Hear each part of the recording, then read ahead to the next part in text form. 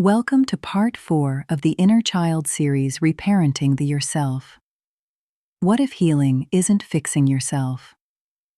So far in this journey, we've explored the younger self that never truly disappeared. We've explored childhood emotional neglect and the experiences that were missing. We've explored how connection, attachment, and childhood conditioning can quietly shape the person we become. And for many women, this is where an important question begins to emerge. If I understand what happened, if I understand why I adapted, what do I do now? Because awareness is powerful.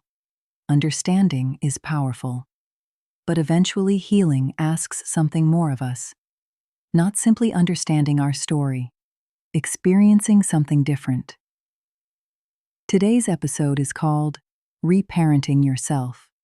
And we're going to explore one of the most misunderstood ideas in healing.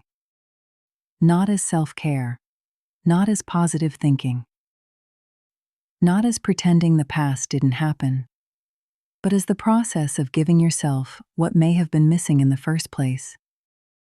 Because healing is not about fixing yourself. It is about learning how to provide the support, guidance, validation, protection, and emotional safety that every child deserves. And perhaps most importantly, it is about recognizing that you are not broken. You are not behind. You are not failing. Some things were missing. And today, you have the opportunity to begin providing them for yourself. Let's begin. Section 1. What if healing isn't fixing yourself? For many women, healing begins with a problem. Something hurts, something feels difficult.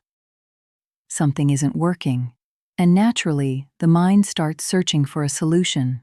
How do I stop people-pleasing? How do I become more confident? How do I stop overthinking? How do I stop feeling this way? But beneath many healing journeys is a hidden assumption. The assumption that something is wrong with you. That healing is about correcting a flawed version of yourself, improving yourself, fixing yourself, repairing yourself. And while that belief is understandable, it creates a problem. Because if healing is fixing, then every struggle becomes evidence that you're broken. Every trigger becomes proof that you're failing. Every difficult emotion becomes something that shouldn't be there. But what if healing isn't fixing yourself? What if healing is understanding that some parts of you developed in environments where important things were missing? Not because you were defective, because you were adapting. And adaptation is not dysfunction, it is survival. The goal of healing is not becoming someone different. The goal is creating conditions where the parts of you that never fully developed finally have room to grow. That changes everything. Because suddenly the question becomes less about, what's wrong with me, and more about, what was missing. Section 2. What reparenting actually means. Parenting has become one of those words that appears everywhere. Social media, self-help books, healing communities. And yet many people still don't understand what it means. Reparenting is not pretending your childhood didn't happen. It is not positive thinking. It is not convincing yourself everything was okay. And it is not simply writing affirmations in a journal. At its core, reparenting means providing yourself with experiences that may not have been available when you needed them. The younger version of you needed things: validation, comfort, guidance, protection, encouragement, consistency, permission, not perfection, not endless happiness. Just enough emotional support to develop a healthy relationship with yourself. Many adults are still waiting for those experiences to arrive from somewhere outside themselves. From relationships, from achievement, from approval, from recognition. But healing begins when we realize something important. The person most capable of providing those experiences today is you. Not perfectly, not overnight, but consistently. Reparenting is learning how to respond to yourself differently, the way a healthy caregiver would have responded. With patience, with curiosity, with compassion, with stability. And over time, those experiences begin creating something many people never received enough of. Internal safety. Section 3. You are not behind. You are not broken. One of the most painful beliefs many women carry is the belief that they should be further ahead by now.